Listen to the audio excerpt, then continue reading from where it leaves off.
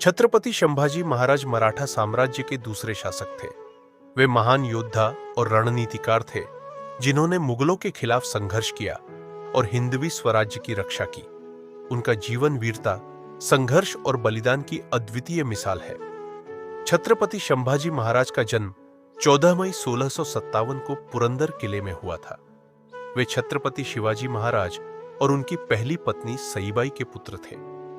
बाल्यकाल में ही उनकी माता का देहांत हो गया, जिसके कारण उनका लालन पालन उनकी दादी जीजाबाई और गुरु दादोजी कोंडदेव के संरक्षण में हुआ।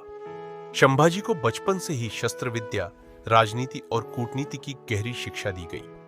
मात्र 9 वर्ष की आयु में उन्हें राजा जय सिंह के पुत्र किशन सिंह के साथ आमेर, राजस्थान भेजा गया, ताकि वे मुगलों की राजनीति और प्रशासन को समझ सके। 1680 में छत्रपति शिवाजी महाराज के स्वर्गवास के बाद मराठा साम्राज्य में सत्ता संघर्ष शुरू हो गया। संभाजी महाराज के सौतेले भाई राजाराम को राजा बनाने की साजिश रची गई, लेकिन संभाजी ने अपनी सूझबूझ और साहस से सिंहासन प्राप्त किया और 20 जुलाई 1681 को मराठा साम्राज्य के छत्रपति बने। संभाजी महाराज ने अपने शासनकाल में मुगलों, सिद्दियों, पुर्तगालियों और अंग्रेजों से निरंतर संघर्ष किया। उनके प्रमुख युद्ध इस प्रकार थे। मुगलों से युद्ध। औरंगजेब ने दक्षिण भारत को जीतने के लिए अपनी विशाल सेना भेजी, लेकिन संभाजी महाराज ने अपने गोरिल्ला युद्ध नीति से उसे लगातार परास्त किया। उन्होंने बरार, विदर्भ और कर्नाटक तक मराठा प्रभाव बढ़ाया। 1682 में उन्होंने मुगलों को बुरी तरह हराकर कई महत्वपूर्ण किलों पर कब्जा किया। 2. सिद्दियों से संघर्ष। सिद्दी लोग जंजीरा किले में रहते थे और वे मराठों के लिए एक बड़ा खतरा थे। संभाजी महाराज ने कई बार जंजीरा पर हमला किया, हालांकि इसे पूर्ण रूप से जीत नहीं सके।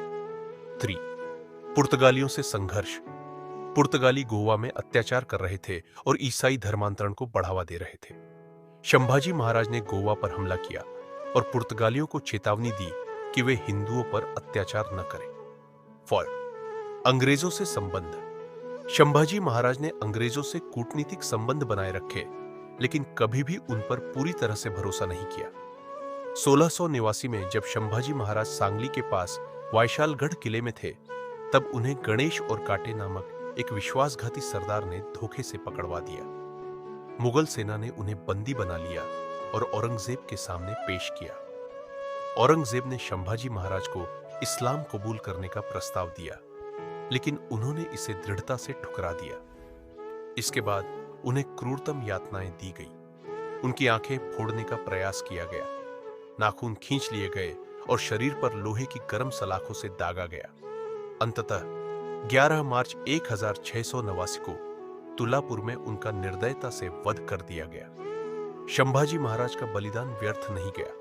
उनकी वीरता ने मराठा सेना को और अधिक जोश और प्रेरणा दी। उनके बलिदान के बाद मराठाओं ने औरंगजेब के खिलाफ युद्ध को और तीव्र कर दिया, जिससे अंततः मुगलों का पतन हुआ। आज भी छत्रपति संभाजी महाराज को एक महान योद्धा, निडर राजा और हिंदू धर्म रक्षक के रूप में याद किया जाता है।